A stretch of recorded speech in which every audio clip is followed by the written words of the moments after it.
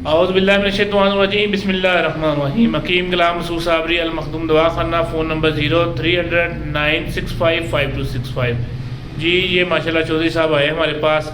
ये आप देखें, इनकी माशाल्लाह 80 साल उम्र है, ठीक है। और इनके पास दो फार्मूले हैं। हालांकि मुझसे भी जो ना एक चीज़ का मशवरा करने आए हैं और एक चीज़ बताने आए हैं, और बड़ा ज़बरदस्त इनके पास फार्मूला है। अगर आप वो चीज़ खाएँगे, आप अगर 50 साल के हैं तो 100 साल की उम्र तक उतने वैसे के वैसे रहेंगे, ना आपकी झुर्रियाँ पड़ेंगी, ना ही आपके बाल सफ़ेद होंगे, और ना ही कुव्वत बा और दूसरे मामला तो आपके डिस्टर्ब होंगे। ये फार्मूला बताएंगे। और दूसरा फार्मूला इनके पास है जो तांबे को तेज़ाबी करने का। वो तांबा तेज़ाबी करते हैं सिर्फ 1 घंटे में। ये भी फार्मूला बताएंगे, और इनको ये हम बताएंगे कि उस तांबा तेज़ाबी को आगे चक्कर कैसे देना है। जी जनाबे वाली, अपना नाम बताएं पूरा। मेरा नाम जनाब चौधरी मोहम्मद मुश्ताक सरोया सियालकोट पक्के गड़े का मैं रहने वाला हाँ। तो आया भरा कोई इस वास्ते कि मैं यूट्यूब मिलता रहा तो बड़ा खुश होंदा हाँ। तो मैं आख्या मैं मुलाकात करा, नाले मैंने कोई थोड़ी दवाई की जरूरत सी, तो मैं वो भी लै आना वा। हुण जनाब तुहानू नुस्खा दसने आ। पहला तुहानू दसने कि जिस उम्र च है वो उत्थे तो उत्थे खलो जाओ, कि अगे पिछे नहीं बुढ़े नहीं होवोगे। वो नुस्खा यह वे कि तुसीं पारा मुसफा लैना है, तो जोर लैने ने गंधक ते निशादर दे ये हीरा कसीस दे नाल ये दो चीज़ों का तैयार करके कोल रख लैनी ने। हूँ तो ये बता दें पूरा हीरा कसीस के साथ कैसे जोड़ लेने हैं, ताकि कुछ जो ना नए बंदे होते हैं उनको भी पता लग जाए। अच्छा, हीरा कसीस इस तरह को गंधक ते निशादर ते हीरा कसीस को खल करके तो दो हांडियां च रखोगे तो गंधक ते निशादर उठ के उत्ते लग जाएंगे, हीरा से थले बराबर वजन लाना, बराबर वजन। पहली बारी दूजी बारी फिर अगों ना हीरा कसीस पाई होनी है, तो जोर उतले जो पाई होने 5-7 बार करोगे तो तुहाडे लतीफ तरीन जोर जोड़े ने सुरख जे रंग के उत्ते तुहानू मिल जाएंगे। वो तुहानू चाहिए ने सिर्फ 2-4 तोले।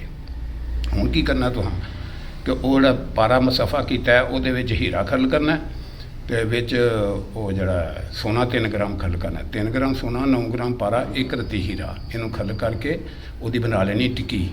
टिक्की बना के थोड़े जौहर ने उन्होंने तुहां 1 तोला 2 पिलियां इट्टां लैके पट्ठे तो उन्होंने रगड़ के उन्हें थोड़े थोड़े घर बना के तो उहदे विच तुसीं जनाब करना एक तोला थल्ले पाना वाले जौहर ने निशादर ते गंधक ते उत्ते टिक्की रख के, तो दूजा तोला उत्ते पा के, तो दूजी इट उत्ते रख के दूई पासी तारां बन के तो चूल्हे ते रख के मट्ठा जा चूल्हा खोल छना, शाम में सवेर तक चलता रहे।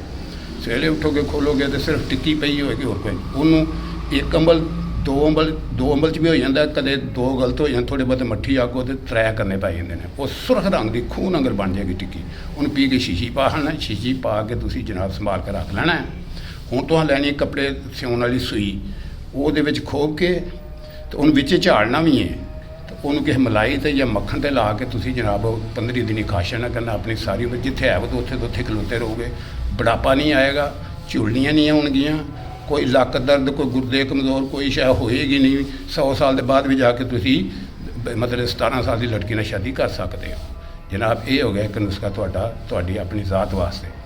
दूसरा है जो तांबा लड़ता किया मैं तेज़ाबी, वो जनाब तम्बाकू गिद्दड़ तम्बाकू जो हो जाता, जो हुक्का पीने वाला होंगे ना तम्बाकू दुकानों में मिलता, उत्थों भोर लैवो, किलो भोर लैवो, किलो नीला थोथा कुट के दूआं चंगी तरह उन्होंने दाबड़े च पा के उत्ते 1 बोतल मिट्टी के तेल की पा देनी है, थल्ले चूल्हा बाल देना। वो मतलब थोड़ी देर बाद उत्ते अग लग जाएगी या ला देनी आप। जो सड़ जाए चंगी तरह तसली हो जाए, उन्होंने फड़ के पानी सुट देना सारे। वो जी सास होएगी तर जाएगी, सारा पानी तुम तार के परा करना, थले जो तांबा तुम थले हासिल हो जाएगा। वो थले हासिल हो गया सीधा शोरे से दाब सुट दो, शोरे के दाब में गड़का शिड़का लवा के रखो, जरा उत्ते खा जाए जो उत्तों लाओगे तो थले जो लभेगा तो सुरख रंग का पाउडर मिलेगा तांबे का।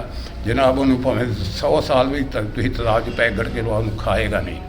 बल्कि एक बारी की गल है कि मेरे को एक बंदा आया सी, उन्हें कहा कि पंजाब च मेरे नाल दा तांबा कोई नहीं तेज़ाबी कर सकता। मैं क्या ठहर जा तेन मैं दसना, वहा सानू। उन्हें वहाया सी तेज़ाब छोड़े सुटिया, वो तेज़ाब थोड़ा थोड़ा ना लाल हो गया। और मैं मुंडे ने कहा उतों कढ़ शीशी अंदरों कढ़ के वो भी तेज़ाब च पाई तो दुआं धर दिता। कोई अद्धे घंटे के बाद मैं लिया वे, मैं ला के वेख, उन्हें ला के वेख्या तो वह तेज़ाब लाल हो गया, तो मेरे तेज़ाब में कुछ भी नहीं, चिट्टा का चिट्टा ही रहा। मैं सुना तू तो ये पूरा पंजाब बंदा ये सियालकोट के विच ही तो ढीठ हो गया, चुप करके उठ के टुर गया। जनाब यह 2 नुस्खे मैं भरा की खिदमत पेश करना आया हाँ, जिद मैं ये कि मैं इन्होंने यूट्यूब पर वेख्या सी, मैं क्या बड़ा अच्छा मिशन है इन्हों का, बड़ा अच्छा कर रहे हैं, तो इन्होंने नुस्खा दसा कि इंज ही जवान रहन तो करते ही रहन, तो अल्लाह ताला को इन्होंने जो अदर देगा। ठीक है, ओके, अल्लाह हाफ़िज़। जी, जो इन्होंने फार्मूला बताया, हीरा मेरे पास कुश्ता पड़ा है और इंशाल्लाह पारा और गोल्ड डाल के इंशाल्लाह ये तैयार करके मैं ना सेमिनार में जो हो रहा है ना हमारा पेशावर, लाहौर और कराची, हैदराबाद, वहाँ लेके आऊँगा। और दूसरे नंबर पे जो उन्होंने तांबा बताया है, उसमें अगर आप लर्जा पारा भी मैं कराची सेमिनार में बताऊंगा। जो दुनिया ढूंढ रही है लर्जा पारा, वो आपको बताएंगा इंशाल्लाह। लर्जा पारा उस तरह का नहीं होगा, चाहे आप उसको 100 मन ओपलों की आग दे दें, बेहतरीन पारा निकलेगा।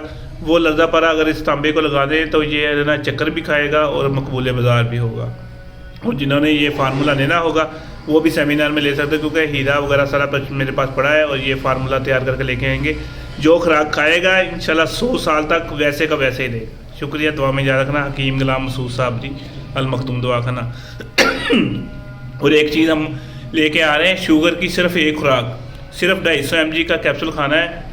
कैप्सूल खा के अगले दिन चाहे किलो मिठाई खाए, कस्टर्ड खाए, जो मर्जी मीठी चीज़ खाए, इंशाल्लाह शुगर उसकी अपनी होगी, शुगर उसकी लो ही रहेगी। और बहुत ज़बरदस्त ये फार्मूला है। ये भी जो हमें गिफ्ट मिला था सिकंदर आज़म साहब की तरफ से, वो इंशाल्लाह हम बताएंगे भी और वहाँ लेके भी आएंगे शुगर का।